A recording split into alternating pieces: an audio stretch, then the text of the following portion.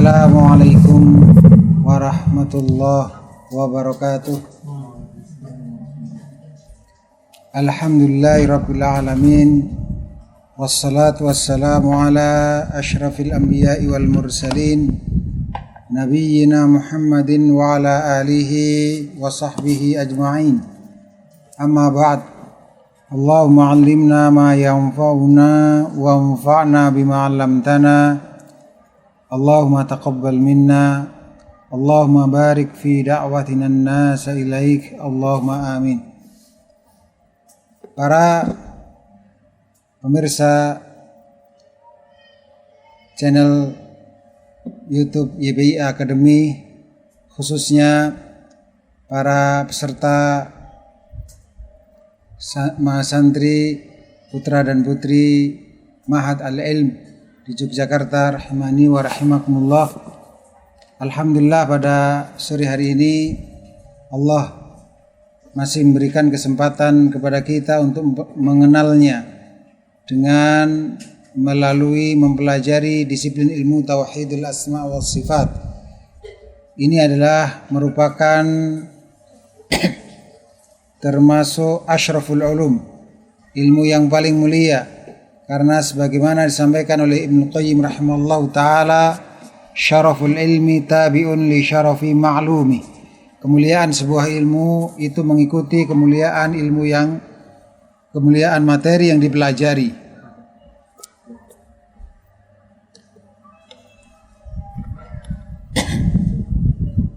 Ketika yang dipelajari dalam kitab Al-Aqidah Al-Wasithiyah tulisan Syekhul Islam Ibnu Taimiyah rahimani wa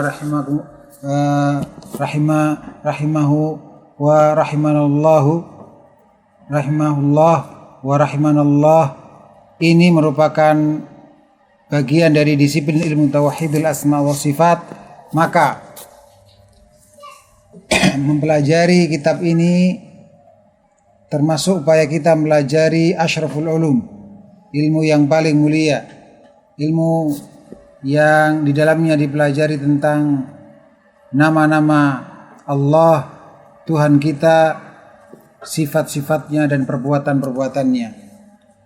Para pemirsa rahimani wa rahimakumullah, mari kita pelajari lebih lanjut. Pada pertemuan kemarin kita telah menyelesaikan dengan taufik dari Allah dan dengan karunia darinya tentang at-tahrif, bahwa at-tahrif hakikatnya adalah merubah makna nas, baik dengan cara lafadznya yang dirubah maupun dengan cara maknanya yang dirubah tanpa merubah lafadznya. Tetapi baik tahrif makna maupun tahrif lafadz, sama-sama hakikatnya semuanya adalah merubah makna nas, merubah makna dalil, yaitu dalam hal ini dalil tentang sifat-sifat Allah subhanahu wa ta'ala. Hanya saja bedanya, kalau tahriful lafzi maka di samping merubah makna juga merubah lafadz, dan merubah lafadz di situ lafadz nas tentang sifat Allah, maksudnya adalah untuk merubah makna, merubah lafadz agar berubah maknanya. Sedangkan tahrif makna ini merubah makna tanpa merubah lafadz, merubah makna nas yang benar menjadi makna selainnya dengan membiarkan lafadznya, menetapkan lafadznya. Saya ulangi, dengan menetapkan lafadznya. Itu yang telah kita pelajari pada pertemuan kemarin. Tahrif di sini. Lalu insyaallah sebelum kita lanjutkan pada penjelasan tentang at-ta'dil, karena disebutkan di sini sebagaimana di share screen saya tampakkan di sini,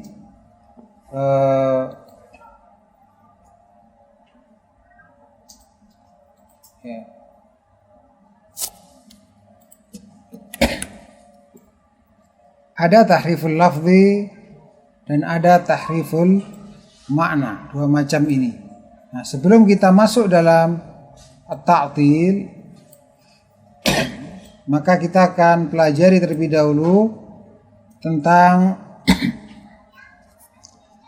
beberapa poin penting terkait dengan pembahasan at-tahrif.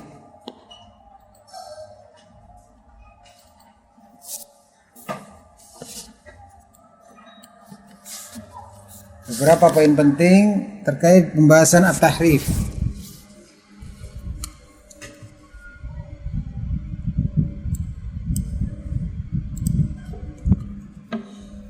Ya.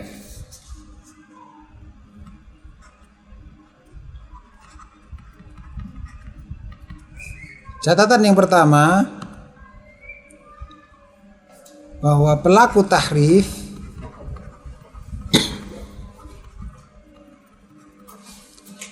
itu disebut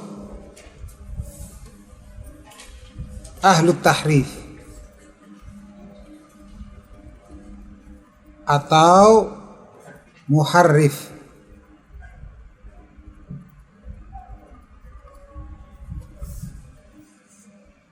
Jadi kalau nantinya di dalam banyak catatan akan disebutkan hal itu, maka sudah dikenalkan lebih dahulu insyaallah ta'ala. Kemudian yang kedua,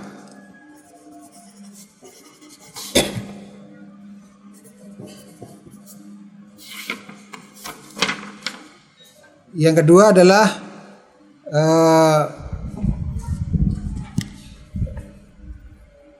inti perbuatan ahlu tahrif adalah inti perbuatan ahlu tahrif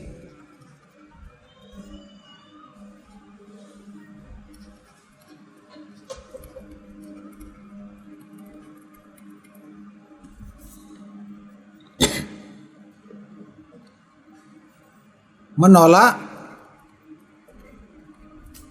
makna nas,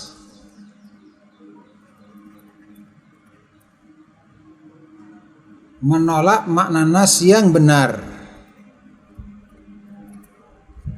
Ini inti perbuatan ahlu tahrif. Dan menggantikannya dengan makna yang tidak benar. Dan menggantinya dengan makna yang tidak benar. Atau dalam bahasa lain, tahrif itu sama dengan ta'til plus tabdil. Sudah menolak makna yang benar plus menggantinya dengan makna lain.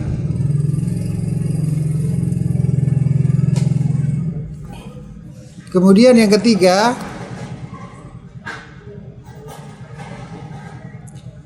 dari dua macam tahrif, maka tahriful makna ini lebih banyak terjadi daripada tahrif lafadz. Karena alhamdulillah kaum muslimin banyak yang menghafal lafadz-lafadz Al-Quran 30 juz, sehingga ketika ada yang mentahrif lafadz mudah diketahui. Banyak yang menghafal hadis, ketika merubah hadis ulama mengetahuinya. Ketika merubah hadis banyak kaum muslimin yang walaupun bukan ulama bisa tahu. Tetapi ketika tahriful makna, maka biasanya orang-orang tertentu, para ulama dan para murid-muridnya, asatidzah atau thalabatul ilm yang memfokuskan diri, inilah yang yang biasanya tahu. Sehingga pantas kalau cara yang digunakan oleh ahlul bid'ah untuk mensyubhati akidah kaum muslimin adalah dengan tahriful makna, lebih samar makarnya daripada tahriful lafzi. Seseorang dengan mengatakan tahriful makna, maka akan apa? Akan bisa beralasan, oh, tentang sebuah ayat, makna sebuah ayat atau makna sebuah hadis tentang sifat-sifat Allah. Seseorang yang ahlu syubhat ketika mensyubhati akidah kaum muslimin bisa beralasan bahwasanya ini maknanya mendalam, ini maknanya butuh penjelasan keilmiahan yang tertentu, hanya orang-orang khusus yang tahu, kamu belum sampai ilmunya. Apalagi yang menebarkan syubhat adalah orang-orang yang bergelar dengan gelar-gelar yang mentereng, maka lebih mudah membohongi publik dengan tahriful makna daripada tahriful lafzi. Baik. Kemudian yang keempat, bahwa kesamaan antara tahriful lafzi dan tahriful makna, kesamaannya antara tahriful makna dan tahriful lafzi, lafaz adalah sama-sama merubah makna yang benar, sama-sama merubah makna yang benar,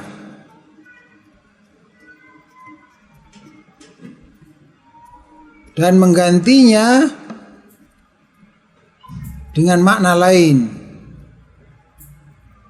menggantinya dengan makna lain atau makna yang batil atau makna batil. Pokoknya makna lain yang tidak dikehendaki oleh Allah Ta'ala atau makna yang batil. Kemudian yang catatan yang kelima, bahwa tahriful lafzi itu lebih buruk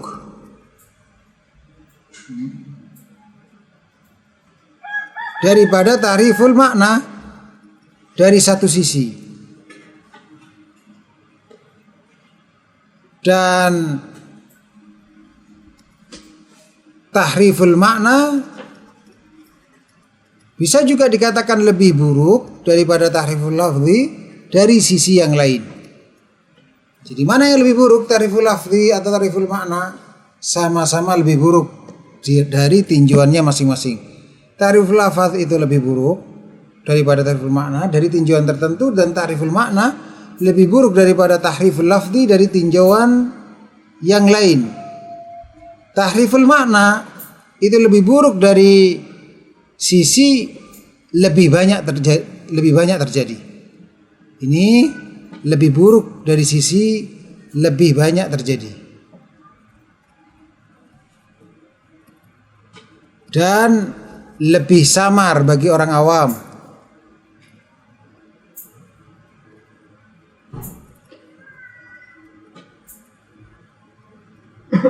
Adapun tahriful lafzi itu lebih buruk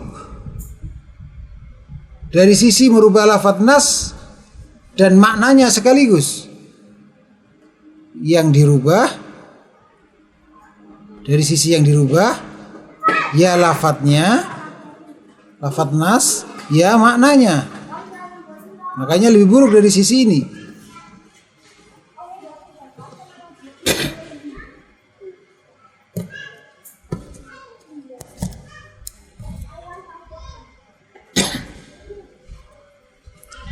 Baik,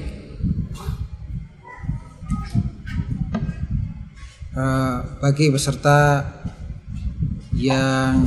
Zoom maupun yang santriwati yang menonton lewat YouTube, maka jika ada catatan-catatan yang seperti ini di share screen, lalu khawatir ketinggalan, maka bisa di screenshot terlebih dahulu, sehingga ketika saya buka halaman baru seperti ini, maka sudah tersimpan di HP masing-masing. Ya, baik. Sekarang kita perhatikan apa itu ta'til. Mari kita perhatikan apa itu ta'til.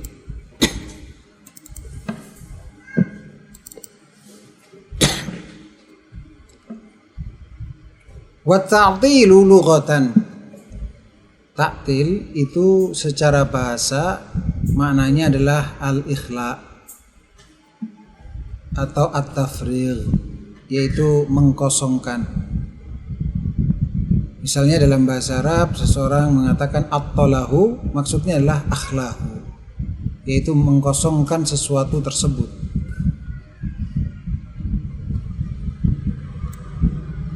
Itu secara bahasa. Wal muradu bihi huna, adapun secara istilah ta'til adalah, jadi ini makna bahasa.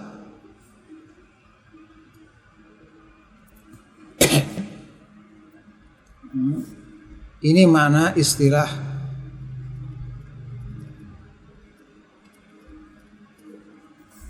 Ini makna bahasa.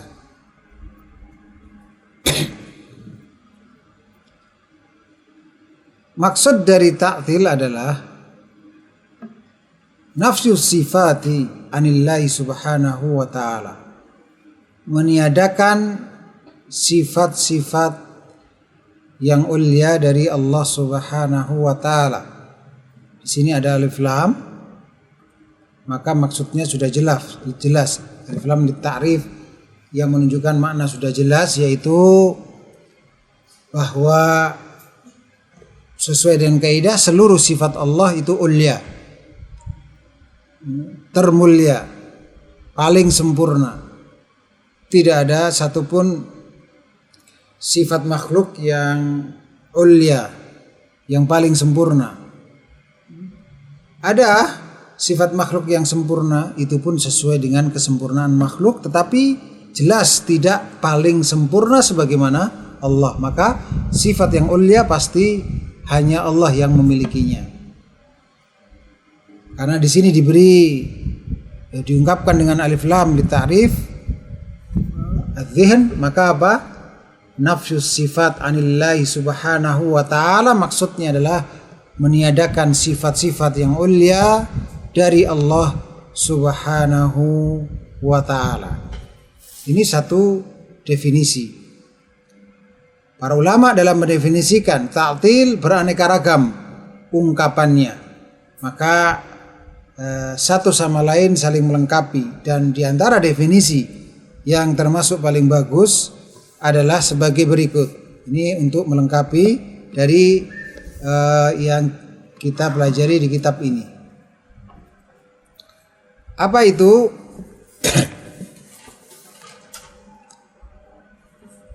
Yaitu, saya langsung masukkan dalam poin-poin karena bahasa Arabnya agak panjang.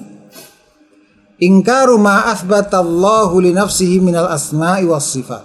Satu, namanya ta'til secara istilah.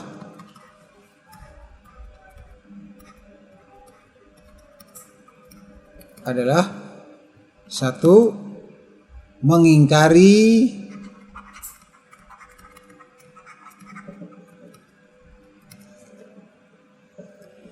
nama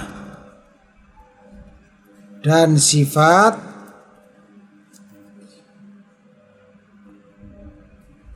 Allah subhanahu wa ta'ala. Mengingkari nama dan sifat Allah ta'ala. Bahasa lengkapnya adalah mengingkari nama dan sifat yang Allah tetapkan untuk dirinya.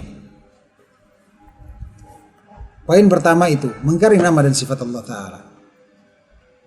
Kemudian, sawa'un kana kulliyan au juz'iyyan. Yang kedua adalah Poin yang kedua, sama saja apakah bentuk pengingkaran terhadap nama dan sifat Allah itu totalitas atau parsial. Pengingkaran,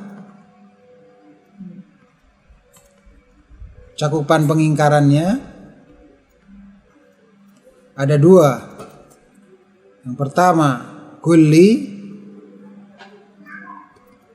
yang kedua yaitu totalitas, semuanya.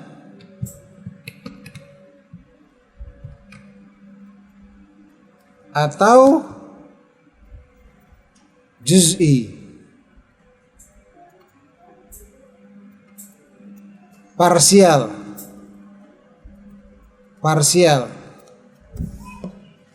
sebagian. Kemudian yang ketiga,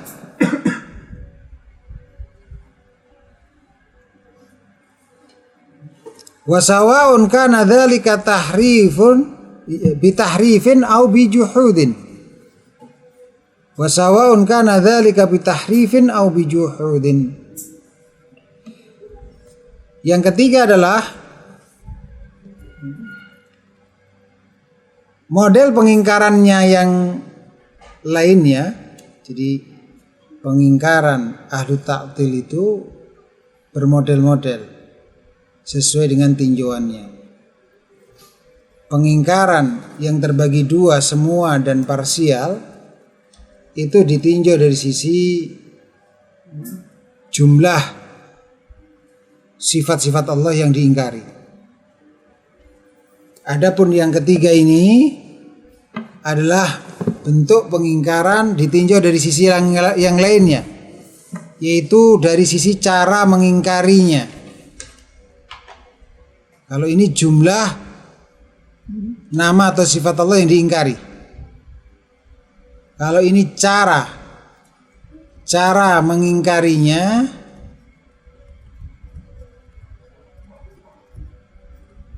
adalah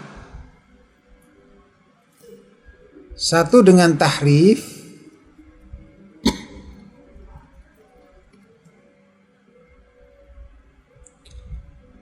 atau dengan juhud, dengan menolak murni tanpa tahrif, tanpa memelesetkan maknanya, merubah maknanya, tanpa merubah maknanya.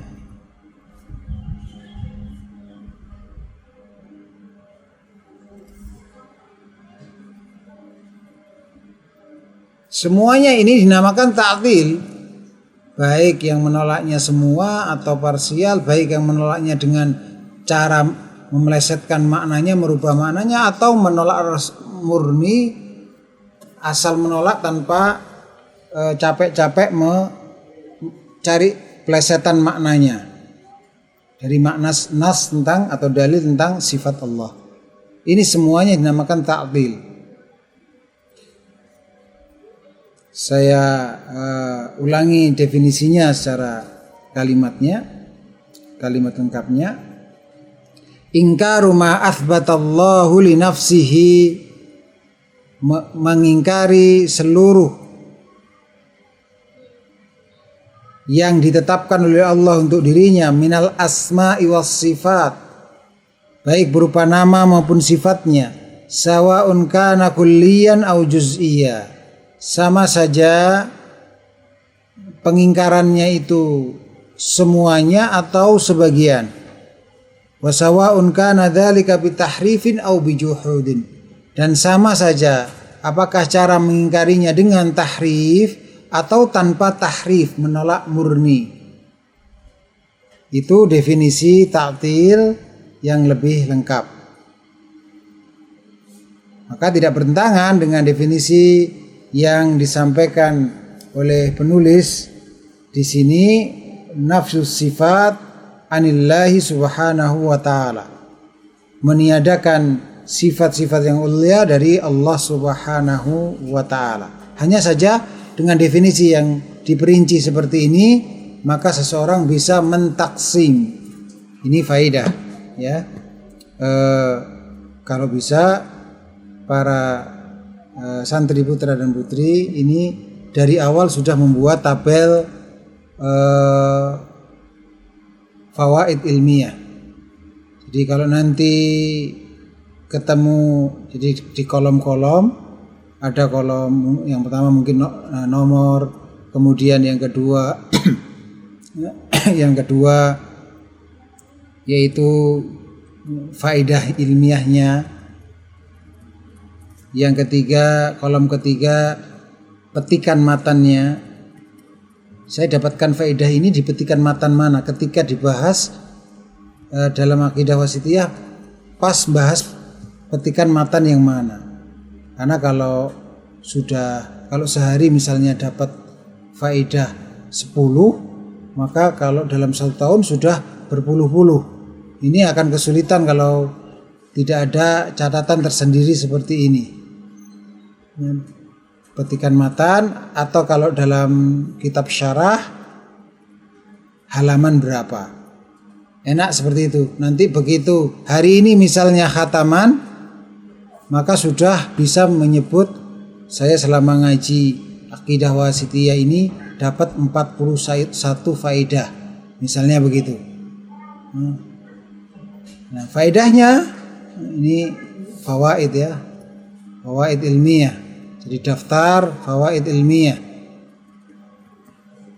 Hari ini khataman, hari ini pula bisa menghitung ada berapa definisi saya dapatkan selama belajar kitab wasitiyah. Karena fawaid ada definisi, ada taksimat, ada beberapa pembagian. Taktil terbagi menjadi sekian, tahrif terbagi menjadi sekian, pembagian. Terus ada bagian hukum juga. Kemudian ada berapa kaidah tentang sifat Allah, tentang nama Allah yang saya dapatkan selama belajar wasitiyah ini.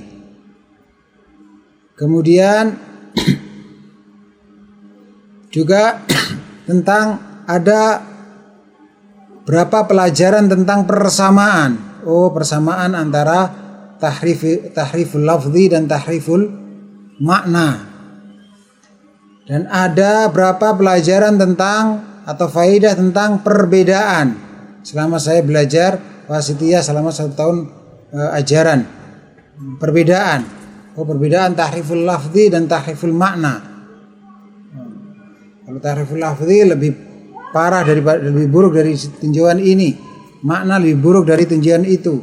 Lafzi yang dirubah 2, makna hanya 1, dan seterusnya seperti itu. Inilah, dan juga demikian di antara faedah ilmiah adalah wajud dalalah, alasan pendalilan dari ayat ini disimpulkan bisa membantah ahlu ta'til. Alasannya begini. Nah, itu namanya alasan pendalilan atau wajud dalalah. Syahidnya mana, petikan dalilnya yang menunjukkan alasan pendalilan itu mana, hukumnya apa dari dalil itu, dan seterusnya. Nah, inilah yang dinamakan belajar, bagian dari proses belajar ta'sili, yaitu pendasaran. Sifat belajar dengan metode ta'sili, pendasaran itu belajarnya memang capek karena butuh konsentrasi penuh, butuh pemikiran yang tepat, konsentrasi yang kuat. Tetapi belajar 1 tahun seperti belajar bertahun-tahun, karena yang diberikan adalah kunci-kuncinya, pendasaran ilmiahnya untuk membangun keilmuan tingkat lanjut setelah ini. Karena dia menguasai sekian definisi, dia menguasai sekian bagian, sekian kaidah, sekian persamaan, sekian perbedaan, wajudalalah juga, dan seterusnya. Lain halnya kalau antum belajar sebatas, walaupun sudah ada faedahnya, karena orang belajar kan bertingkat-tingkat. Cara belajar seperti ini sudah ada faedahnya. Misalnya saya mengajar antum dengan ta'tilu. Ta'til ada lughatan, secara bahasa adalah al-ikhla'u, mengkosongkan, yuqalu at-talahu, dan seterusnya. Sekedar saya terjemahkan kata per kata, terus lewat aja. Setelah laisa kullu mu'attilin muharrifa, dan tidak setiap pentaktil adalah pentahrif. Terus kita lanjutkan waqtaqifu. Adapun takyif adalah huwa ta'yinu kaifiyatis sifah, menentukan bagaimananya sebuah sifat. Terus paham enggak paham pokoknya diartikan terus seperti itu. Maka sangat beda sekali, walaupun ini berfaedah juga seperti itu karena tingkat audien berbeda-beda. Orang-orang yang Allah anugerahi kemampuan untuk belajar lebih dari ini, dari sekedar menerjemah, maka syukuri kemampuan tersebut dengan meningkatkan cara belajar. Maka tentu yang seperti ini beda jauh hasilnya dengan kalau seseorang dibekali dengan definisi, pembagian, kaidah, persamaan, perbedaan, saudara, syahid, kemudian madlul, dan seterusnya. Seperti itu. Setiap ada kalimat dari syekh, maka ini isyarat pembagian hukum begini. Kalau begini hukumnya begini, kalau begitu hukumnya begitu, dan seterusnya. Seperti itu. Nah, mumpung dari awal buat satu lembaran khusus terpisah dari catatan. Buat kolom khusus terpisah dari catatan. Terpisah dari catatan.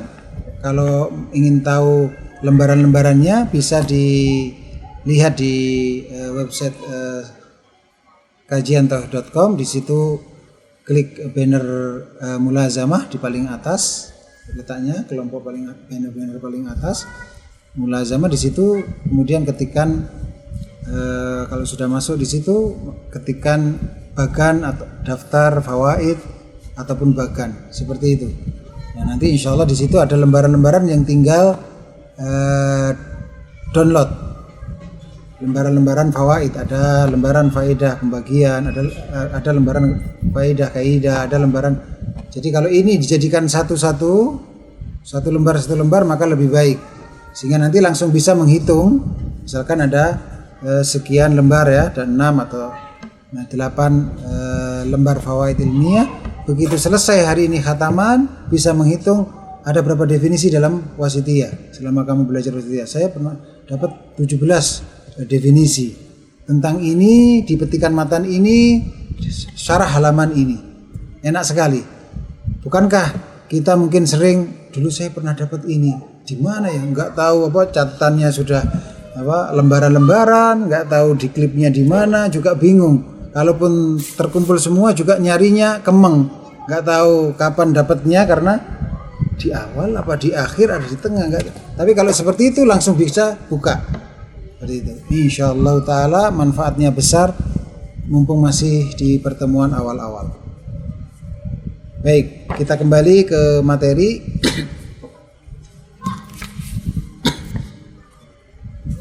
Yaitu dari definisi ta'til secara istilah ini nanti kita bisa pahami tentang pembagian ta'til. Ditinjau dari sisi cara mentaktilnya dan ditinjau dari sisi jumlah nama dan sifat Allah yang ditaktil. Itu. Dan juga demikian kita juga bisa memahami insyaallah apa yang disampaikan oleh Syekh di sini. Kita baca kelanjutan penjelasan Syekh. Wal farqu bainat tahrif wat ta'til. Perbedaan antara tahrif merubah makna ataupun lafadznya tadi, merubah makna nas ataupun lafadznya tadi, dan at-ta'til dan menolak makna nas, menolak penetapan sifat Allah yang dikandung dalam makna nas, makna dalil tentang sifat Allah, dan juga demikian tentang nama Allah, menolak nama Allah. Apa perbedaannya antara at-tahrif dan ta'til? Bahwa tahrif adalah meniadakan makna yang benar yang ditunjukkan oleh dalil serta mengganti dengan makna lain yang tidak benar. Ini tahrif. Makna yang benar ditolak, lalu capek-capek pusing-pusing mencari makna penggantinya yang tidak benar. Itulah tahrif. Adapun ta'til yaitu menolak makna yang benar tanpa menggantinya dengan makna lain. Nggak usah capek-capek, langsung tolak saja. Ini untuk ta'til yang murni tadi, dalam definisi tadi. Meskipun ta'til yang dengan tahrif itu ada. Jadi bisa dikatakan dengan bahasa lain bahwa sebetulnya tahrif itu juga ta'til. Tapi model menolaknya adalah dengan merubah makna. Tapi hasil akhirnya sama-sama menolak. Baik al-tahrif dengan al-ta'til itu sebetulnya ada persamaan. Bahkan tahrif itu tergolong dari bagian ta'til. Mengapa? Karena buahnya sama. Antara ahlu ta'til dan ahlu tahrif buahnya sama. Sama-sama kalau ditanya tentang dalil penetapan sifat tangan bagi Allah, kamu yakin nggak wahai ahlu tahrif dan wahai ahlu ta'til Allah memiliki tangan yang sebenarnya? Bukan tangan artinya kekuasaan. Kamu tetapkan nggak Allah memiliki tangan yang sebenarnya? Atau kamu selewengkan maknanya, kamu pelintir maknanya menjadi kekuasaan dan kamu tolak makna yang sungguhnya, yaitu apa? Tangan yang sebenarnya sesuai dengan keagungan Allah. Pastilah dua kelompok ini, ahlu ta'til dan ahlu tahrif, akan mengatakan, oh kami tidak menetapkan. Karena itu maksudnya dalam ayat itu bukan tangan yang sungguhnya, maksudnya adalah kekuasaan. Hasil akhirnya begitu. Cuman bedanya tahrif pakai pusing-pusing mencari makna yang lain. Oh maknanya kekuasaan, oh maknanya seperti itu. Ta'til udah pokoknya menolak, nggak percaya, nggak yakin bahwa Allah memiliki tangan yang sungguhnya. Mengapa mereka nggak yakin? Nanti insya Allah akan dijelaskan bahwa karena mereka takut mentamtsil, takut khawatir kalau nanti menetapkan Allah memiliki tangan kan kayak manusia. Kayak berarti mentamtsil, menyamakan dengan manusia, akhirnya menolak. Baik, inilah maksud perkataan Syekh bahwa tahrif itu merubah makna yang sahih, meniadakan makna yang sahih dengan menggantinya dengan makna yang tidak sahih, makna dalil tentang sifat Allah. Adapun ta'til itu menolak makna yang sahih tanpa pusing-pusing mengganti dengan makna yang lain. Ada orang seperti itu ada.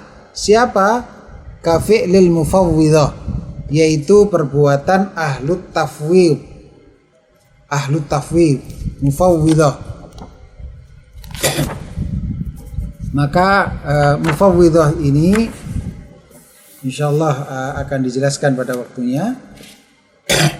Ini dikelompokkan oleh Syekhul Islam Ibnu Taimiyah termasuk golongan yang paling parah kebid'ahannya. Walaupun sepintas lalu bagi orang awam bisa jadi akan memahami mufawwidah ini golongan yang paling selamat. Karena mufawwidah ini kalau disebutkan dalil misalnya tadi, ilustrasi tadi tentang apa? Dalil tentang tangan Allah, wahai mufawwidah, kamu percaya nggak Allah memiliki tangan? Dia jawabannya adalah wallahu a'lam. Saya tidak tahu, saya nggak berani menetapkan Allah memiliki tangan. Nah, ketika ngomong seperti itu sebetulnya sudah ta'til, sudah menolak. Saya nggak berani menetapkan Allah memiliki tangan yang sebenarnya. Wallahu a'lam. Hanya Allah yang tahu makna. Lah, ayat ini gimana terusan? Ayat tentang tangan ini. Kamu pahami gimana? Wallahu a'lam, hanya Allah yang tahu maknanya. Tapi kamu yakin nggak Allah memiliki tangan? Saya nggak berani menetapkan. Karena yang tahu maknanya hanya Allah. Nah, hakikatnya ini menolak gitu. Cuman nggak pakai bingung-bingung. Oh, maknanya adalah tangan itu nikmat Allah yang Allah anugerahkan kepada makhluk. Oh, maknanya adalah kekuasaan. Gak pusing-pusing seperti itu. Itu sepintas lalu sepertinya mazhab yang paling selamat. Tetapi sebetulnya hakikatnya dikelompokkan oleh Syekhul Islam Ibnu Taimiyah golongan kelompok yang paling parah kebid'ahannya. Mengapa demikian? Insyaallah nanti di waktunya akan disampaikan. Fakullu muharrifin mu'attilun Maka kesimpulannya, ini kesimpulan, kalau belum bisa memahami ini berarti belum menguasai definisi tahrif dan ta'til dengan baik.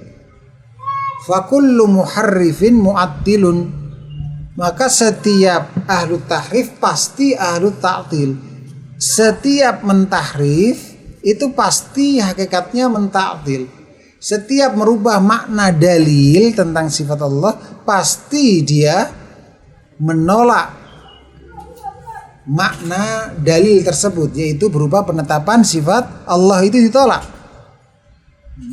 Walaysa kullu mu'attilin muharrifa, namun tidak setiap yang menolak sifat Allah pasti dengan cara mentahrif. Karena ada mufawwidhah yang tanpa pusing-pusing mentahrif, merubah makna, melesetkan makna, mencari-cari makna yang tidak benar untuk mengganti makna yang benar, tapi tidak usah pusing-pusing seperti itu, tapi langsung apa? Menolak sifat Allah Ta'ala, menolak penetapan sifat Allah Ta'ala, karena dia menyatakan wallahu alam, saya tidak tahu. Itu hakikatnya ketika tidak berani menetapkan makna yang dikandung dalam dalil tentang penetapan sifat Allah, hakikatnya menolak sifat Allah Subhanahu wa Ta'ala, menolak menetapkan sifat Allah.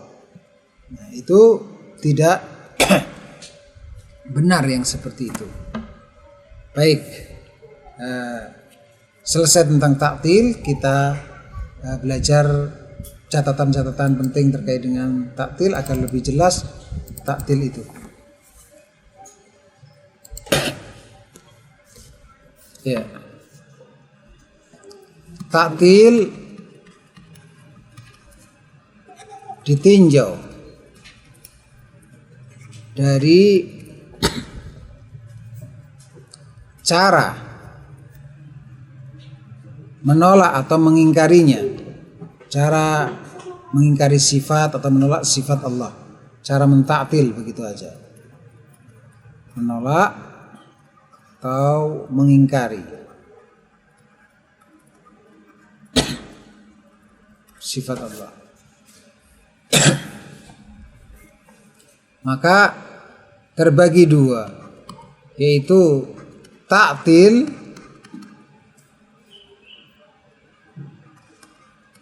dengan tahrif dan taktil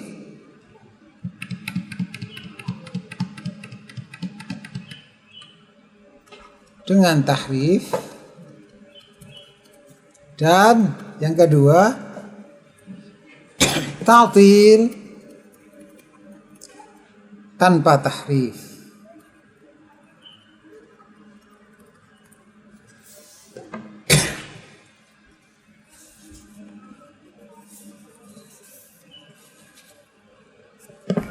Dan taktil dengan tahrif ini menolak sifat Allah yang sesungguhnya dengan memaksakan mengembalikan kepada sifat Allah yang mereka tetapkan, atau dikembalikan kepada syubhat mereka, sehingga hasil tahrifnya dipengaruhi sifat Allah yang mereka tetapkan atau syubhat mereka. Jadi begini, taktil dengan tahrif itu menolak penetapan sifat Allah. Misalnya dalil tentang tangan Allah, tentang penetapan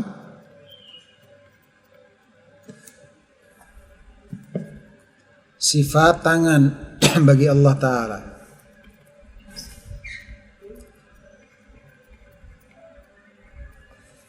Nah, ini ditolak bahwa Allah tidak memiliki, ditolak. Taktilnya bagaimana taktilnya? Satu, menolaknya bahwa Allah tidak memiliki tangan.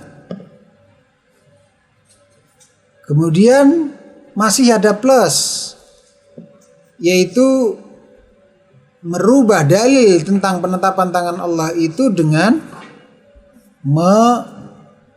membawakan makna yang tidak benar, menggantinya atau merubah makna yang hak yang terkandung dalam dalil tersebut dengan makna yang tidak benar. Nah, makna yang tidak benar ini makna yang apa maksudnya? Yaitu kalau intinya adalah makna yang tidak benar itu adalah makna yang sesuai. Jadi mengganti dengan makna yang tidak benar. Makna tidak benar ini itu maksudnya adalah makna yang sesuai dengan kebid'ah syubhat mereka, yang sesuai dengan syubhat mereka, atau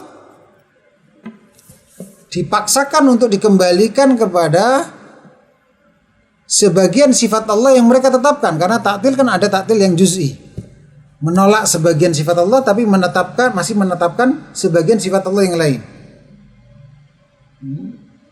Menetapkan sebagian sifat Allah yang lain. Maka pada sebagian sifat Allah yang lainnya ini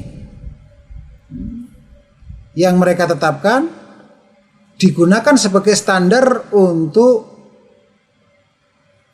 perubahan makna yang benar. Perubahan makna dalil, perubahan makna yang benar dalam dalil tentang sifat Allah. Misal,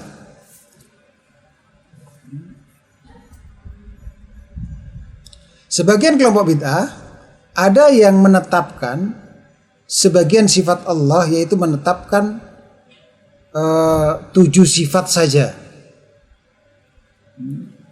7 sifat saja.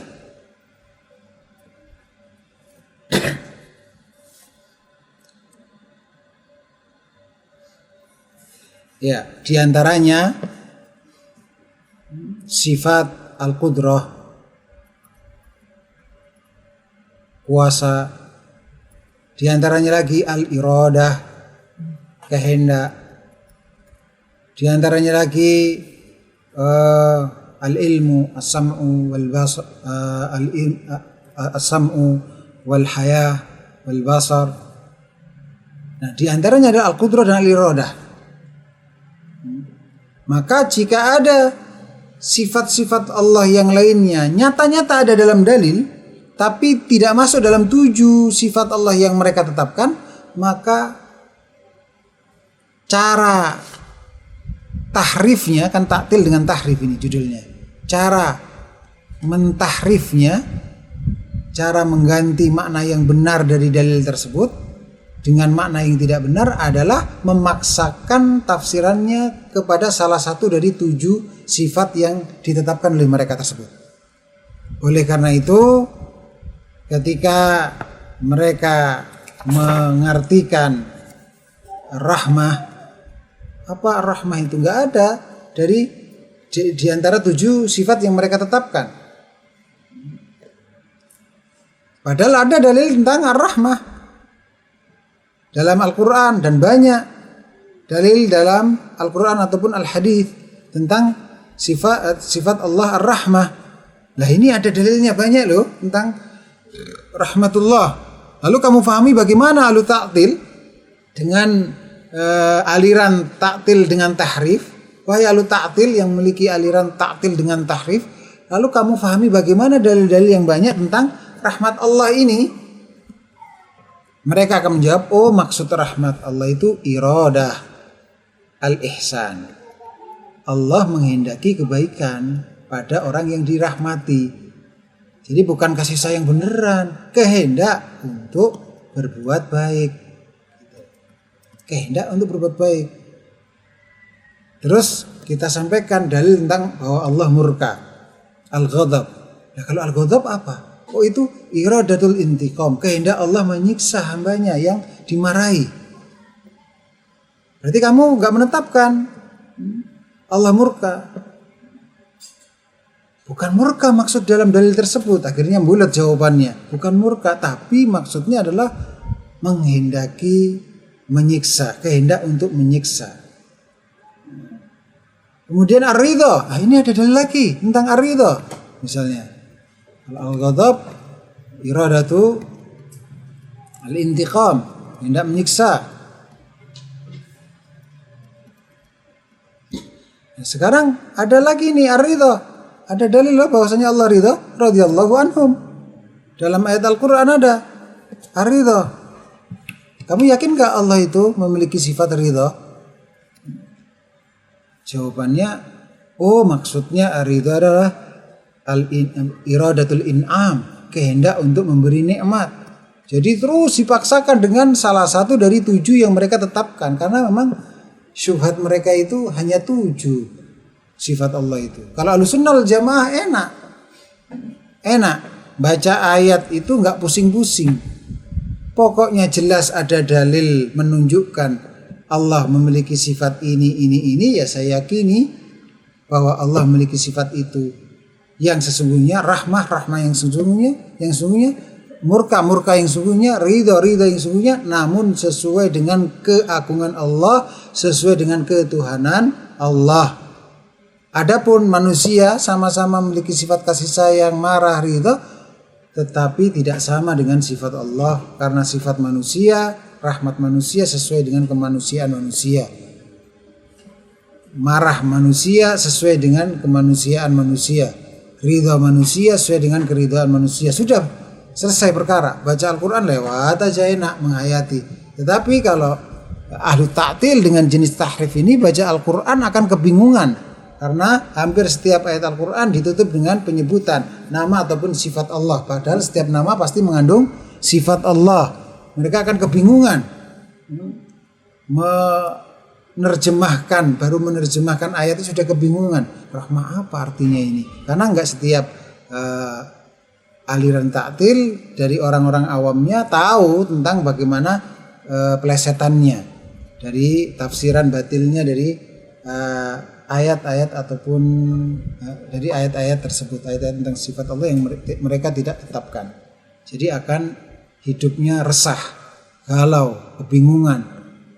Al-Quran sebagai petunjuk bagi orang yang bertakwa, nyatanya di hatinya sebagai siksaan, seolah-olah waliyadzubillah, karena itu tadi ada syubhat pada hatinya.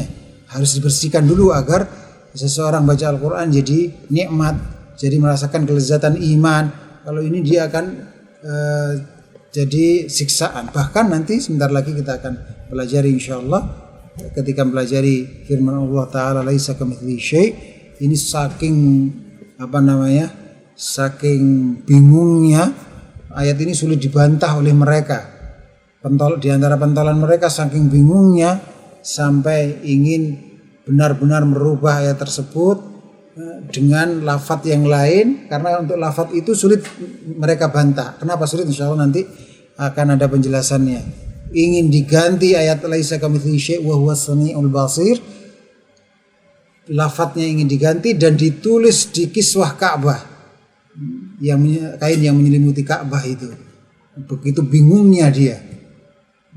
Ini padahal pentolan mereka. Makanya yang suka aliran-aliran seperti ini, kalau ada yang gila bukan hal yang jauh, bukan kaboten ilmu, bukan keberatan ilmu, bukan lek ngaji kaboten, bukan demikian, karena salah cara ngajinya sehingga pikirannya bingung, hatinya galau. Baik. Kemudian yang berikutnya adalah ta'til tanpa tahrif. Yang kedua adalah ta'til tanpa tahrif.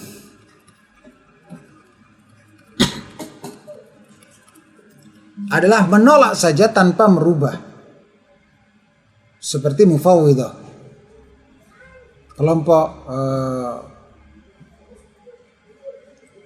ini menyatakan tidak tahu makna dalil tentang sifat Allah.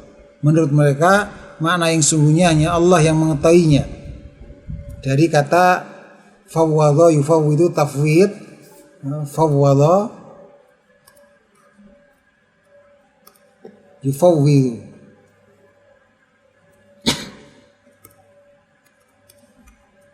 tafwidan.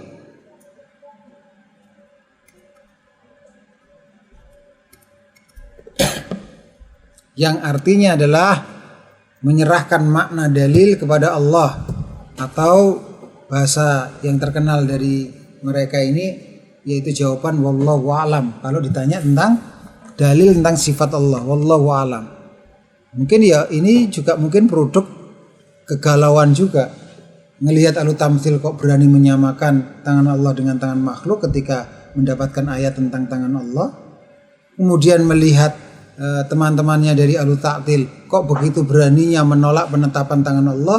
Daripada bingung, wallahu a'lam paling selamat.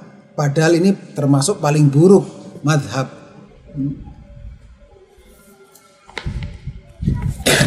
Berkata Syekhul Islam Ibnu Taimiyah tentang aliran sesat ahli tafwid ini, fatabayyana anna qaula ahli tafwid alladzina yaz'amuna annahum muttabi'una lisunnah was salaf min syarri aqwali ahli bidah wal ilhad. Kata Syekhul Islam Ibnu Taimiyah dalam ucapan yang lain, maka jelaslah pendapat ahli tafwid yang mereka mengklaim diri mereka itu mengikuti as-sunnah dan mengikuti as-salafus saleh. Nyata-nyata pendapat mereka ini sungguhnya termasuk syarri aqwali ahli bid'ah wal ilhad. Paling buruknya aliran ahlul bid'ah dan ahlul ilhad.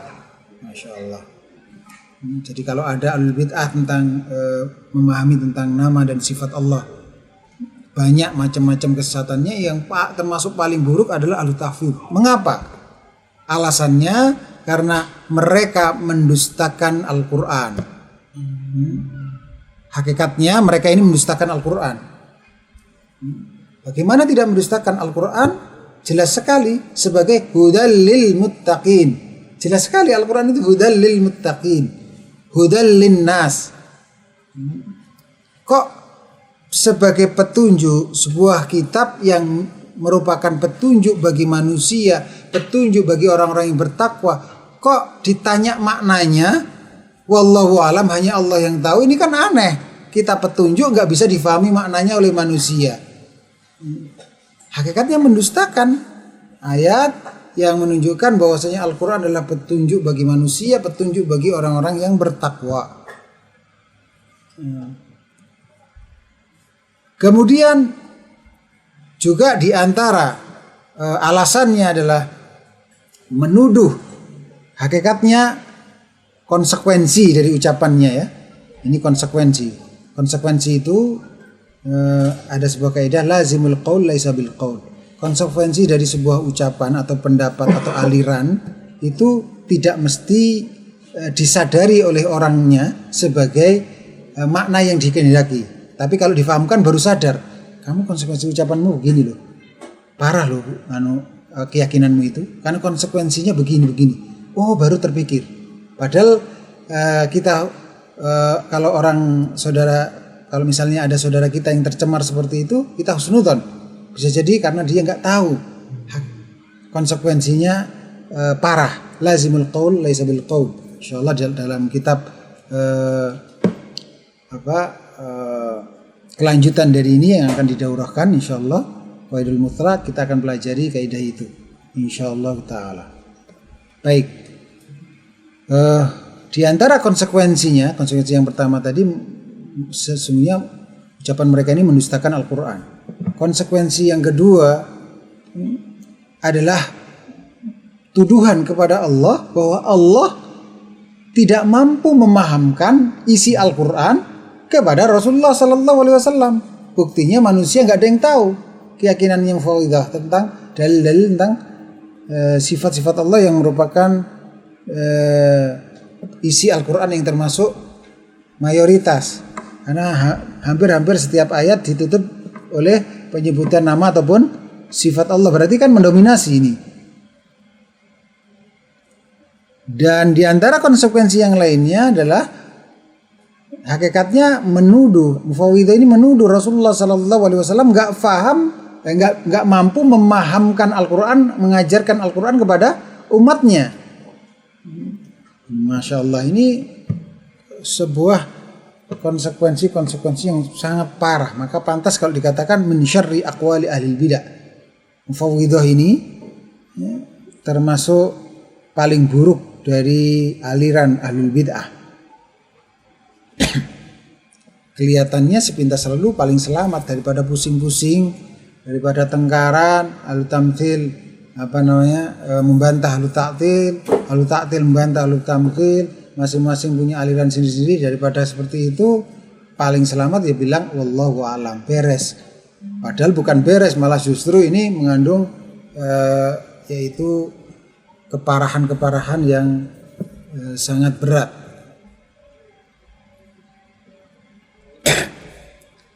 Bahkan Imam Ahmad rahimahullahu taala mengatakan tentang Mufawwidhah ini, innahum syarrun minal jahmiyah. Hakikatnya Mufawwidhah ini lebih parah alirannya daripada aliran Jahmiyah. Lebih parah alirannya daripada aliran Jahmiyah. Baik. Saya sampaikan ini pembagian taktil dengan tanpa tahrif ini khususnya karena memang saya dapatkan sendiri di majalah ada yang menulis seperti ini, aliran tafwid ini menulis dan menisbatkan kepada as-salafus saleh. Inilah aliran as-salafus saleh.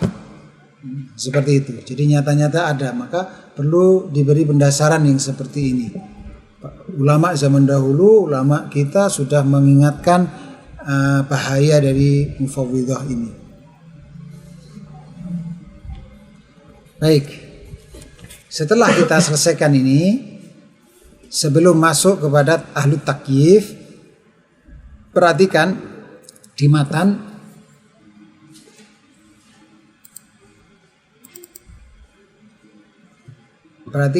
di sini dalam share screen.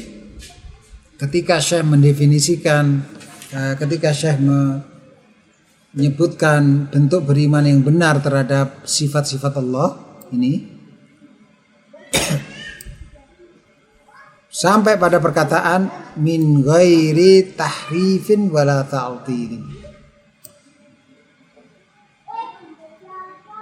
tanpa mentahrif dan tanpa menta'til. Wa min ghairi takyifin wala tamthilin, dan tanpa mentakyif serta tanpa mentamthil. Dari sini dapat kita fahami apa rahasianya tahrif kok dikelompokkan dengan taktil penyebutannya, dan takyif kok digolongkan dengan tamthil dalam penyebutannya. Karena memang ada kesamaan antara keduanya, sebagaimana takyif juga ada kesamaan dengan tamthil meskipun ada perbedaan. Sebetulnya tahrif dan taktil ini induknya sama. Induknya adalah mu'attilah. Dan takyif serta tamthil ini juga sama.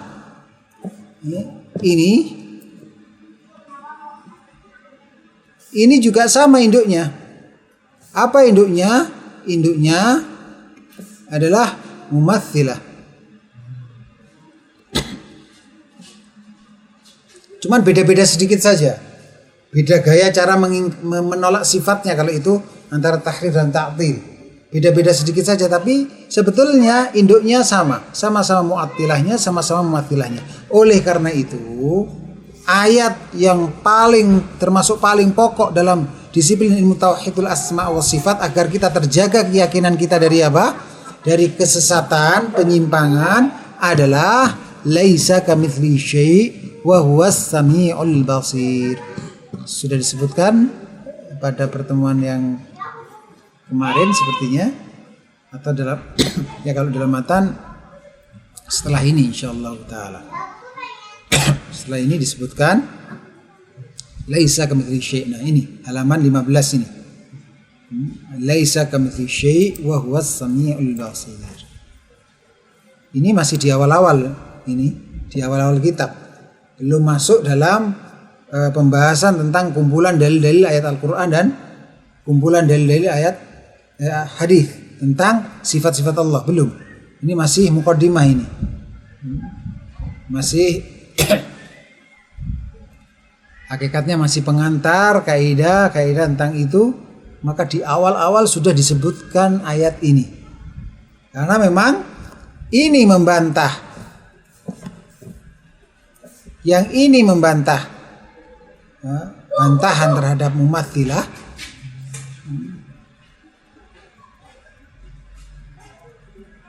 Mumatsilah otomatis ya bantahan terhadap ahlu takyif. Karena induknya dari ahlu takyif itu ya mumatsilah itu. Yang ini bantahan kepada mu'attilah. Termasuk bantahan kepada ahlu tahrif karena induknya memang mu'attilah.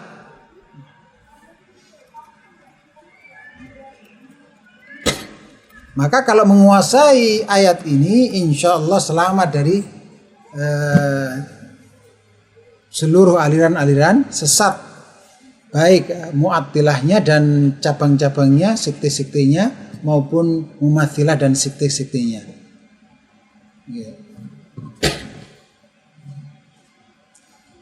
Nah, sekarang sebelum kita masuk pada takyif, kita akan mempelajari dulu tentang ta'til dan tahrif, hubungan di antara keduanya. Beberapa catatan terkait dengan ta'til dan tahrif. Karena satu induk itu. Catatan yang pertama,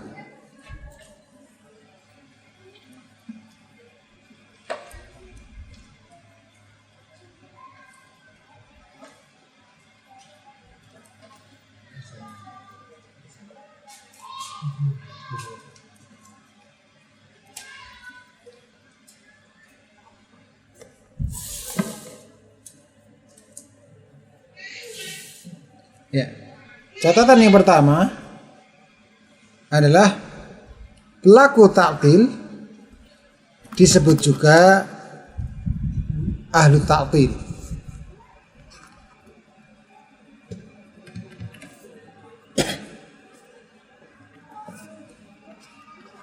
Catatan terkait dengan ta'til, satu, pelaku ta'til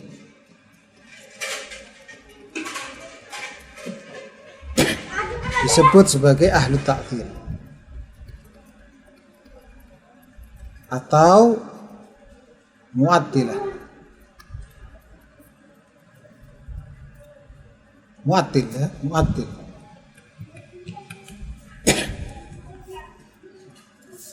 Kemudian yang kedua, seluruh ahlul kalam dari kalangan mu'attilah atau sebelum itu ahlu ta'til sebelum mentaktil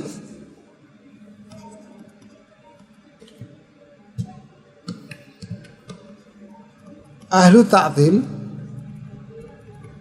sebelum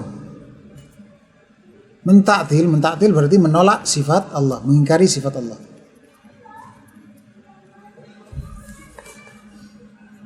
Maka terlebih dahulu mentamtsil, menyamakan sifat Allah dengan sifat makhluk.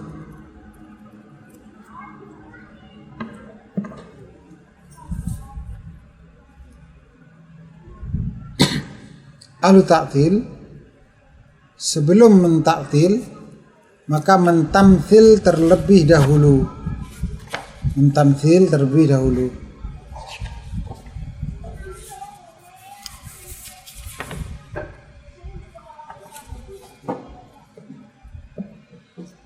Maksudnya bagaimana?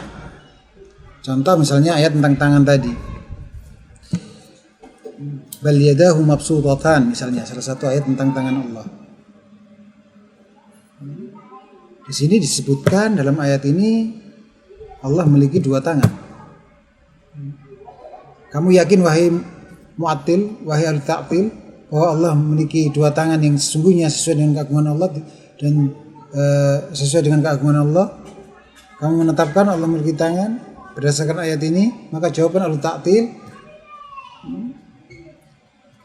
sebelum dia mengatakan saya menolak penetapan sifat tangan bagi Allah, maka dalam pikirannya ada tamtsil dulu. Nah, kalau saya tetapkan Allah memiliki tangan, begitu dalam benaknya kurang lebihnya. Kalau saya tetapkan Allah memiliki tangan, berarti kayak manusia dong. Apalagi di sana ada dalil Allah memiliki wajah, ada dalil Allah memiliki kaki, ada dalil dan seterusnya. Wah, persis kayak manusia. Nah ini, berarti saya mujassimah, saya mengilustrasikan Allah seperti tubuh manusia, jism, jasad. Wah, begitu berarti saya. Saya nggak berani. Itu kekufuran, itu kekafiran.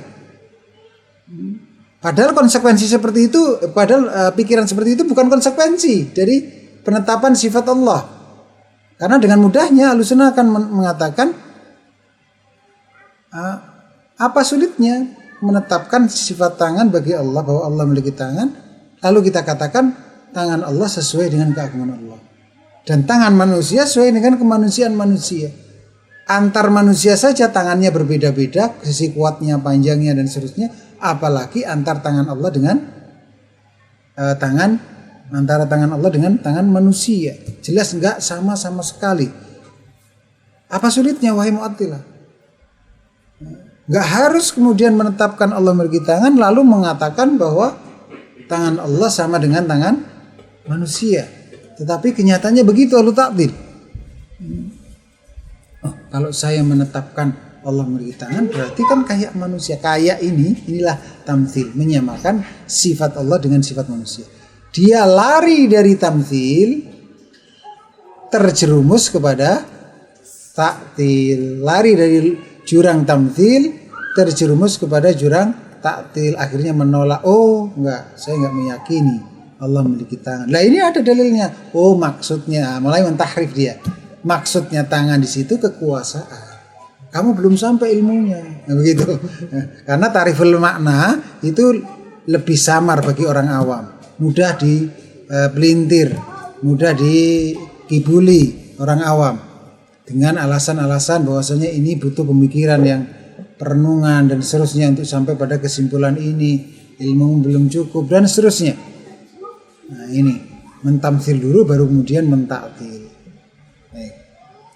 Sekarang apa perbedaan ahlu tahrif dengan ahlu ta'til?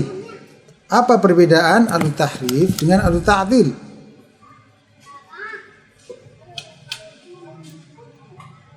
Ya.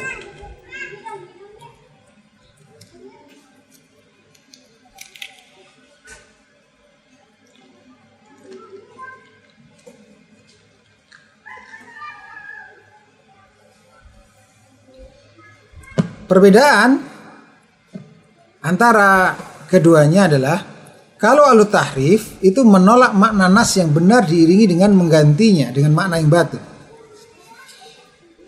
Sama seperti tadi. Sama antara perbedaan hakikatnya, pembahasan ini sama ketika membahas apa bedanya ta'til dengan tahrif dengan ta'til tanpa tahrif. Hakikatnya sama. Ahlu tahrif adalah menolak makna nas yang benar diiringi dengan menggantinya dengan makna yang tidak benar. Adapun ahlu ta'til menolak makna nas yang benar tanpa diiringi dengan menggantinya dengan makna yang tidak benar. Yang satu pakai mengganti, itu ahlu tahrif, mengganti makna yang benar. Yang ahlu ta'til tanpa mengganti makna yang benar, tapi sama-sama menolak makna yang benar. Kesamaannya itu sama-sama menolak makna yang benar, sehingga berlakulah ungkapan kullu muharrifin mu'attil wa laisa kullu mu'attilin muharrifa. Setiap muharrif pasti mu'attil dan tidak sebaliknya. Setiap muharrif mu'attil karena muharrif pasti menolak makna nas yang benar, sedangkan tidak setiap mu'attil itu muharrif karena setidaknya dikatakan ada mu'attil yang tidak mendatangkan, yang tidak merubah makna yang benar dengan makna yang tidak benar, namun hanya sebatas menolak makna yang hak saja, seperti mufawwidah.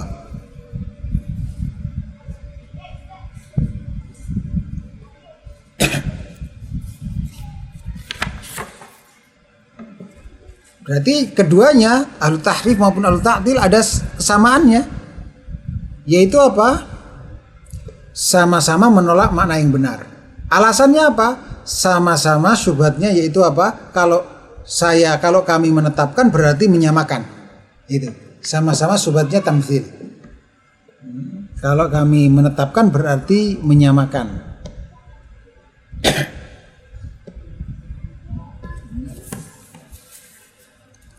Sekarang muncul pertanyaan, kok bisa mereka punya logika setiap yang menetapkan sifat Allah, kalau seorang menetapkan sifat Allah berarti menyamakan sifat Allah dengan sifat makhluk. Kalau orang mengatakan Allah memiliki tangan berarti menyamakan dengan tangan manusia. Kenapa? Karena manusia juga punya tangan. Kalau ada orang berani menetapkan Allah memiliki mata berarti hakikatnya menyamakan Allah dengan manusia, karena manusia juga punya mata, menyamakan mata Allah dengan mata manusia, dan seterusnya begitu. Kenapa mereka kok punya pikiran seperti itu? Gitu. Bagaimana jalan pikirannya mereka ini? Padahal kan mudah sekali kita tetapkan Allah memiliki mata dan matanya sesuai dengan keagungannya. Manusia memiliki mata dan matanya sesuai dengan kemanusiaannya. Kenapa seperti itu? Ringkasnya begini. Karena ini terkait dengan syubhat yang ada pada diri mereka, bahwa tidaklah mereka, namanya syubhat itu ya, sebagian pemikiran yang tercemari syubhat itu ada benarnya, tetapi satu sisi yang lain ada salahnya, dan pada akhirnya disimpulkan dengan kesimpulan yang salah.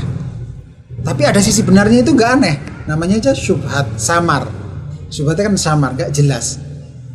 Oh, ada sisi benarnya, tapi ada sisi dan bahkan banyak sisi-sisi salahnya, dan kesimpulan akhirnya salah. Itulah syubhat. Maka kalau bantah membantah, mendebat, orang yang terkena syubhat itu nggak mudah. Harus cermat sekali. Ketika menyampaikan sebuah syubhatnya, menit pertama masih benar. Karena memang syubhat itu campuran gitu. Antara yang benar dengan yang batil, samar, nggak jelas, belum bisa. Banyak orang nggak bisa memisahkan mana yang benar, mana yang salah. Menit pertama, oh ini masih benar ini, masih sesuai dengan dalil dan pemahaman salafus saleh. Menit menit pertama itu, menit kedua sudah mulai nih. Kok begini? Menit ketiga, nah ini salah ini, jelas-jelas. Kemudian kesimpulannya benar kesimpulannya salah. Kamu keliru ini. Kelirunya dari langkah yang kedua ini. Harusnya begini dan seterusnya seperti itu. Nah, pemikiran Mu'attilah itu kurang lebihnya begini. Bahwa tidaklah mereka memahami dalil tentang tidaklah mereka memahami dalil tentang sifat Allah kecuali mereka punya pemikiran bahwa tidaklah Allah berfirman, kalau itu ayat, kalau dalil itu ayat, tidaklah Allah berfirman kecuali dengan sesuatu yang bisa kita pahami. Nah, dari sini benar, kan nggak mungkin hudalil mutakin nggak bisa difahami, itu nggak mungkin, nanti mufawwidah. Tidaklah Allah berfirman dan Rasulullah SAW bersabda kecuali dengan sesuatu yang kita pahami. Allah berfirman tentang tangan, tentang mata, pasti itu makna dalam dalil itu adalah sesuatu yang bisa kita pahami. Benar kamu dari langkah itu wahai Mu'attilah, benar. Tapi teruskan, bagaimana kamu kok bisa punya kesimpulan menetapkan berarti menyamakan? Teruskan. Kemudian langkah tahapan berpikir keduanya adalah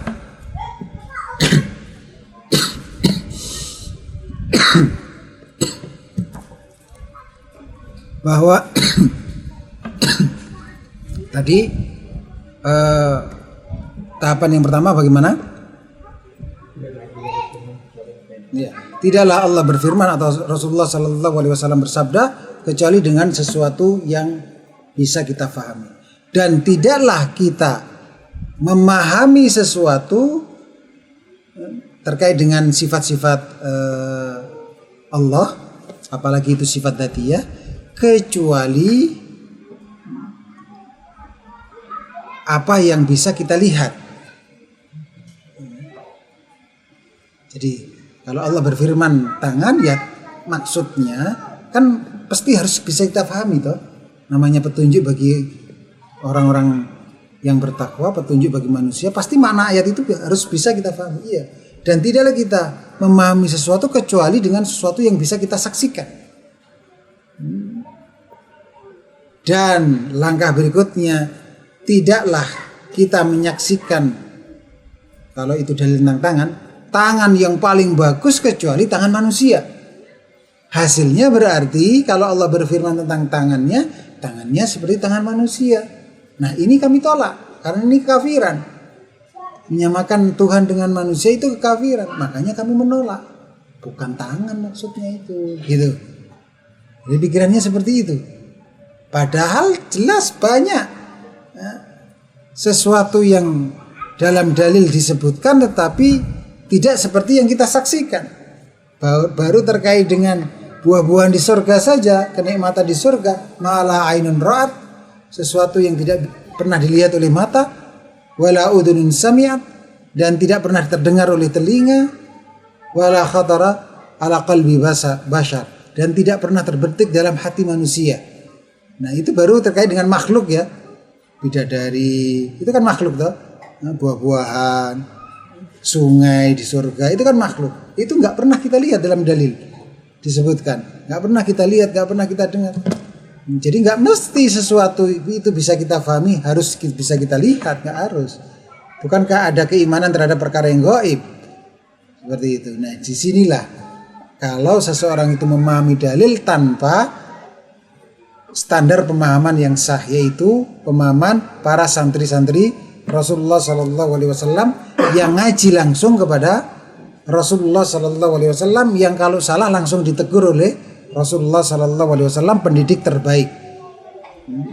Kalau para sahabat dulu ketika diajarkan oleh Rasulullah SAW ayat-ayat tentang sifat-sifat Allah nggak pada kebingungan. Nanti kalau saya tetapkan akan begini, nanti nggak pada kebingungan seperti itu maknanya apa? Mereka itu ijma. Mereka itu hakikatnya bersepakat, berkonsensus bahwa maknanya itu sesuai dengan tekstualnya, zahirnya. Zahirnya tangan ya tangan gitu. Mirip seperti beginilah. Kita sama-sama orang Indonesia. Kemudian seorang dosen berkata di hadapan Anda bahwa besok saya nggak masuk, tapi diwakili oleh tangan kanan saya. Anda yang orang Indonesia pada diam semua, Tidak ada yang kebingungan. Oh tangan kanan maksudnya adalah begini. Oh tangan nggak seperti itu. Atau dosen itu bilang, saya nggak masuk hari ini karena tangan saya sakit, terjepit pintu misalnya, seperti itu. Oh maksudnya orang kepercayaannya sakit, bukan tangan yang sesungguhnya itu. Debat, nggak ada itu terjadi. Semua pada diam. Maknanya apa? Diamnya Anda yang orang Indonesia asli menandakan Anda berkonsensus, berijma, bahwa cuma namanya ijma sukuti, ijma tapi diam, tidak menyatakan, karena sama-sama pahamnya bahwa Anda semua sepakat kalau maknanya adalah sesuai dengan tekstualnya, tangan yang sesungguhnya, tangannya apalagi ada kata-kata kejepit pintu. Ini tangan yang sesungguhnya, bukan tangan maksudnya adalah tangan orang kepercayaan. Tangan kanan saya sakit, saya tidak bisa mengajar hari ini karena kejepit pintu, tangan kanan saya kejepit pintu. Tangan kanan itu kemudian geger, tidak demikian. Para sahabat nggak ada yang geger.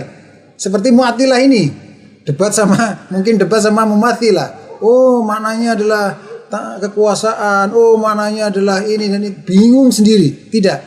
Mumathilah juga lebih parah dari satu sisi yang lain. Oh, kita harus tetapkan Allah memiliki tangan, tapi tangannya seperti tangan manusia. Enggak bingung juga kayak gitu. Para sahabat itu menandakan mereka sepakat, ya ini sesuai dengan zahirnya, makna yang segera tertangkap tekstualnya, bahwa tangan ya tangan, dan tangan di situ tangan pada dalil tersebut disandarkan kepada Allah, berarti ya tangannya Allah, sudah beres, sesuai dengan ketuhanan Allah, beres, karena disandarkan kepada Allah. Kalau ada kalimat tangan disandarkan kepada manusia, ya sesuai dengan kemanusiaan manusia. Dan ini penting sekali untuk diajarkan, karena sempat viral tuduhan orang yang meyakini yaitu Ahlussunnah wal Jamaah, ya orang yang berpegang teguh dengan manhaj Ahlussunnah wal Jamaah, meyakini penetapan sifat tangan bagi Allah, sifat wajah bagi Allah, sifat apa? Sifat mata bagi Allah. Ini namanya mengilustrasikan Allah dengan tubuh manusia, membadankan manusia, membadankan Allah Subhanahu wa taala. Nauzubillah, bukan. Padahal kita berpegang prinsip setiap kabar dari Allah, sami'na wa amanna bih. Kami mendengar dan kami imani sesuai dengan keimanan para santri Rasulullah sallallahu alaihi wasallam yang langsung ngaji kepada Rasulullah sallallahu alaihi wasallam. Seandainya maknanya itu bukan tangan yang sesungguhnya, tentulah Rasulullah sallallahu alaihi wasallam pendidik yang terbaik, tentulah akan buru-buru menyertakan keterangan tambahan. Jangan lupa loh, jangan sampai dipahami bahwa tangan yang dimaksud dalam ayat ini adalah tangan yang sungguhnya. Buru-buru menyusulkan keterangan kepada para sahabatnya, tidak ada itu. Dan para sahabat tidak ada yang geger, tidak ada yang bikin aliran-aliran sempalan, tidak ada. Dengan demikian dibiarkan kepada zahirnya. Oleh karena itu, nanti kalau sudah sampai pada kitab Qawaidul Muthla, insyaallah akan dipelajari kaidah tentang dalil-dalil dalam memahami dalil tentang sifat Allah, bahwasanya al-akhdhu bidhawahirin nusus, yaitu berpegang teguh terhadap dalil terhadap makna zahir dari nas, tidak memalingkan kepada makna lain jika tidak ada qarinah, petunjuk yang memalingkan itu. Baik, para jamaah rahimani wa rahimakumullah. Kemudian tinggal 5 menit ini saya tutup dengan apakah ada sih kelompok taktil itu, mu'attil itu? Mu'attilah itu ada enggak? Faktanya ada enggak? Justru karena dijabarkan teorinya oleh ulama seperti ini, karena dulunya enggak ada di zaman Rasulullah sallallahu alaihi wasallam pengajaran nama dan sifat Allah begitu gampangnya, gamblangnya, sampai budak wanita yang secara golongan lapisan masyarakat sulit keluar rumah karena harus melayani tuannya, itu dites tentang al-asma wa sifat, faham tentang sifat Allah, maksudnya faham. Aina Allah, jawabannya benar. Ini menandakan dulu itu sederhana sebetulnya pengajaran tauhidul asma wa sifat. Karena adanya orang-orang yang menyimpang inilah, adanya mu'attilah, muharrifah, mumathilah, mukayyifah, inilah menyebabkan para ulama berjuang untuk menteorikan kesimpulan dari dalil-dalil yang difahami oleh as-salafus saleh agar terpagari akidah umat ini. Dengan demikian, kelompok taktil itu sebetulnya ada, faktanya memang ada. Jadi mu'attilah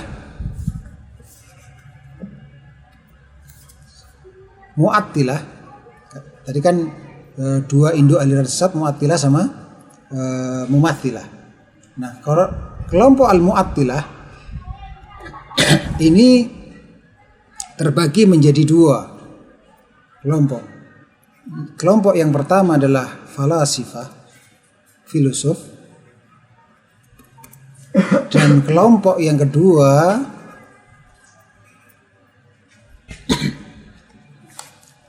adalah ahlul kalam.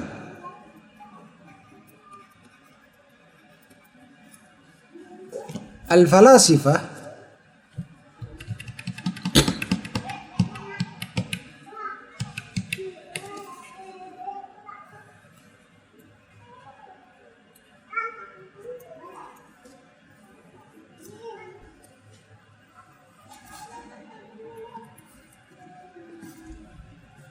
Ini ahlul kalam.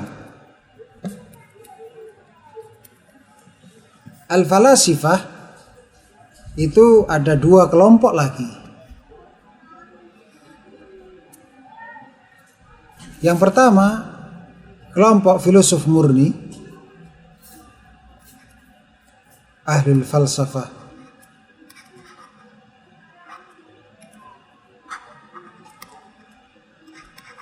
Al-bahtah, murni, dan ahlul falsafah al-batiniyah.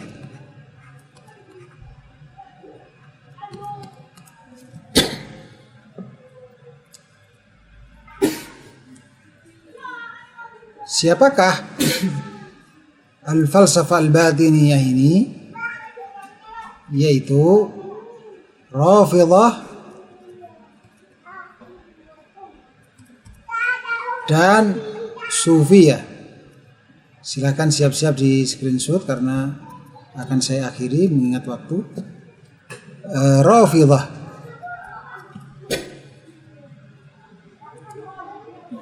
Sementara Al-Mu'attilah dari kalangan Ahlul Kalam itu terbagi menjadi 5 sekte. 1, 2, 3, 4, 5.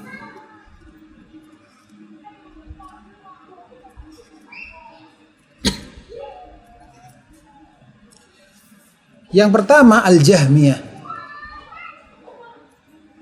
Al-Jahmiyah. Yang kedua Al-Mu'tazilah.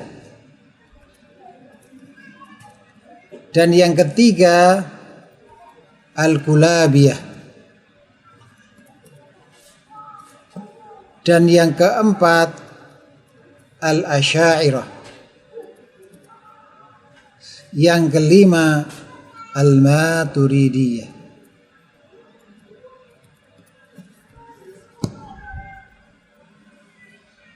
Al-Jahmiyah, Al-Mu'tazilah, Al-Kulabiyah, Al-Asy'ariyah, Al-Maturidiyah. Insyaallah nanti setelah selesai bab mukadimah masuk dalam kelompok ayat-ayat Al-Quran tentang penetapan sifat-sifat Allah, disitulah nanti ada sedikit-sedikit penjelasan tentang mereka-mereka ini. Dan juga di bab-bab agak belakang juga disinggung tentang sebagian kelompok mereka ini insyaallah ta'ala.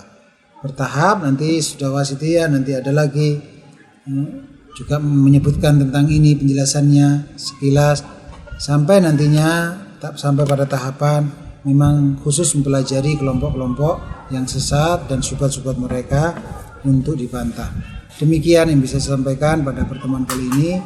Wassallallahu wasallam wa baraka ala nabiyyina Muhammad wa akhiru da'wana alhamdulillahi rabbil alamin. Untuk pertanyaan-pertanyaan jangan lupa, mohon jika ada pertanyaan disampaikan melalui grup santri Mat Ilmi. Insyaallah mulai pertemuan pekan depan akan dijawab pada saat mengawali perjumpaan insyaallah, sebelum meneruskan materi. Assalamualaikum warahmatullahi wabarakatuh.